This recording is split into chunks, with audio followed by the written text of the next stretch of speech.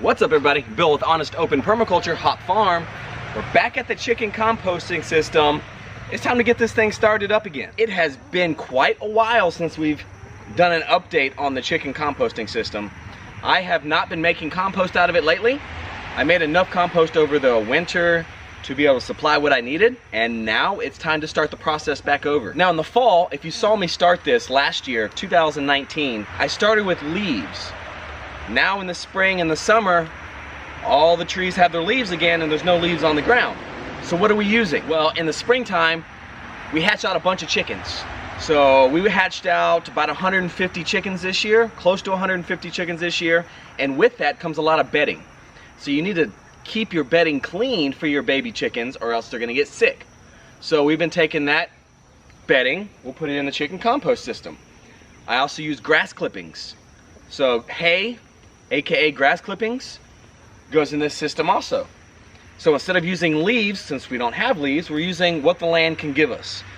In permaculture, we're gonna look at nature, see where the excess is in nature, and then we're gonna use that excess. And right now, I cut the grass, I have an excess of grass clippings, boom, goes into the chicken composting system. So it's a little bit different material that we're using in the spring and the summertime than we would in the fall and the wintertime. Now there is a few shavings. We buy shavings at Tractor Supply to put with the bedding in the chickens, in the small chickens. The ones that we hatch out, we put shavings in. And some straw. Every once in a while we use straw as that bedding to soak up their manure and stuff. So in here, there's shavings, straw, grass clippings, and I think that's it. I'm gonna take you guys in real quick, show you what it looks like right now in the spring. Doesn't look a whole lot different than it did in the winter and the fall, but I still want to show you what it looks like. We just got a nice rain today, so it's all mucky in here and all quite mushy. Really dark stuff in here from the compost we've been making over the winter. There's probably a good inch of it just sitting right here. But it's mushy. Definitely need you guys some good boots if you're going to do something like this. These are some Rock Roosters. You guys ever heard of Rock Rooster? Go check them out, rockrooster.com, or you can check out their Facebook page and their Instagram page. All that information will be in the bio, or excuse me, down in the description. Really good boots. I mean, I've bought muck boots before, and they always get holes in them. These are leather, steel toe, water resistant, waterproof, excellent boots. Made really well. Definitely recommend them. So here is the coopy coop. See if we can get a little more light in here for you. It's starting to get, it's about, I don't know, 7:30, 7:45 at night right now. Trying to get this work done, this hard work during the cooler hours of the day. So we still got their nesting boxes. This is what they're laying in, the egg crates, the nesting boxes, and then we got their roost all over the place. There's a roost right down here, a roost there, the main roost where they sleep on there. Oh, one girl's trying to go to bed already. Look at you. You are early sleeper, huh? Another roost over here. And of course, their favorite spot to lay eggs, not in the egg basket, down there. So let's collect those eggs, get the portable roosts out. That big roost out there is nailed to the coop, so it doesn't move. But we'll get these little roosts out, scoop it all out. And what we're gonna do, let me back it up here. So we'll put it up against this wall. Some of it on this side, and then also some of it on this side.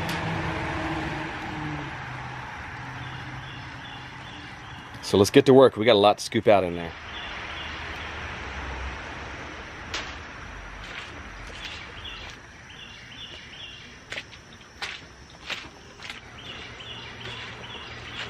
There's our beautiful eggs.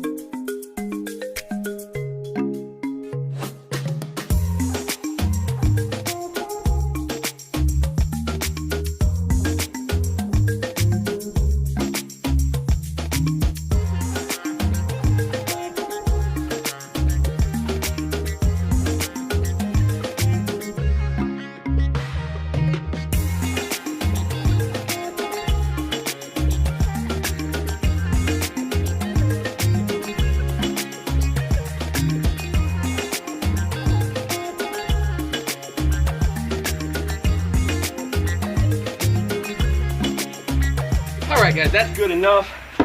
It's starting to get dark. It's starting to be the chickens' bedtime, so we need to stop so they can come to bed. And we're pretty much got it all cleaned out. Let me show you what it looks like, but let's talk about it a little bit first. First off, forgive me for sweating. North Carolina humidity, it's 100%, so we're pretty much swimming in the air.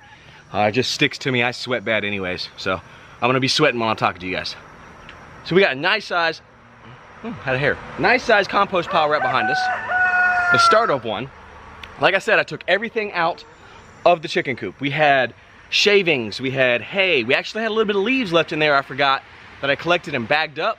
I actually got those from my brother's house, had them in bags, and then used them in here.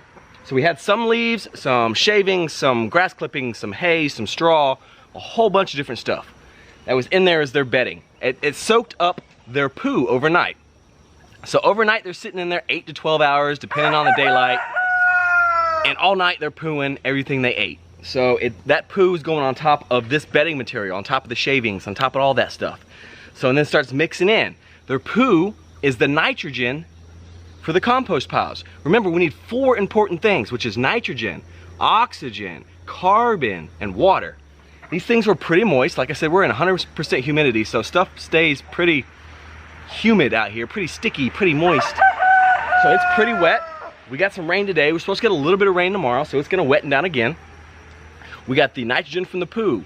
It's wet. The carbon is in the shavings and all that other material. The bedding material, that's the carbon that's in there. And then we had, what, oxygen? That's what we just added to it. What do you mean we just added oxygen, Bill? Well, here's what I mean. Every time we took a scoop of that compost and we put it over here, oxygen was going all through that scoop, attaching oxygen molecules, attaching itself to the particles inside. So now the microorganisms, the bacteria that breaks down the material and turns it into compost for us, now it has the oxygen it needs to do its job.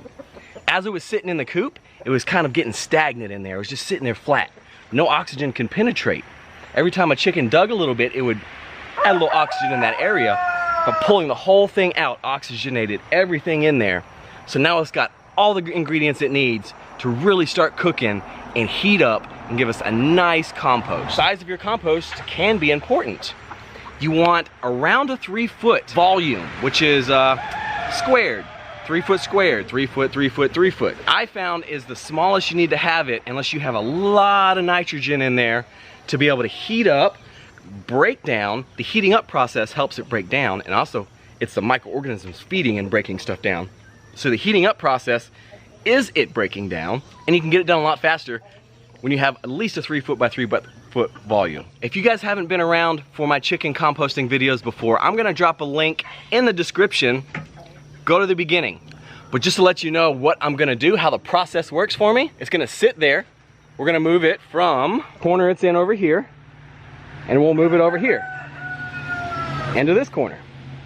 As it's sitting here, the chickens are gonna kick this apart. They're gonna be pecking it apart, both piles, and it's gonna end up everywhere. And then we'll add air back to it, put it in this corner. After a week or so here, we'll move it into bay 2. Bay 2 is out here, where the cinder blocks is. So first we'll start off with the piles in each corners. And slowly but surely, the chickens are gonna be kicking those piles apart. And I'm gonna be coming back in, scooping it up, and throwing it back up against the wall. And we're gonna snail this compost material all the way down the wall until we get outside. When it's outside, we'll tarp it, or cover it so the chickens don't have any access to it, and we'll let it sit there for a little while. And that, in a nutshell, is our chicken compost system. I got the idea from Edible Acres, and I also see Holler Homestead. Ben from the Holler Homestead, he uses something very similar to this, where he uses his chicken bedding to make his compost. So it works very well. It's a great system. I know a lot of people just bought chickens in this pandemic. So there's more than just eggs you can get from your chickens. You can make beautiful compost and put it in your garden every year. All right, y'all, so that's all we got for this installment of the chicken compost system. If you liked it, make sure you smash that thumbs up. Subscribe if you haven't already. It'll let you know every time I put a video out of the chicken compost system. Oh, also, if you want to see the first video, click on that one over there. It'll take you to the beginning. You can watch the whole series. And if you want to see how I built this coop, over there. Later, y'all.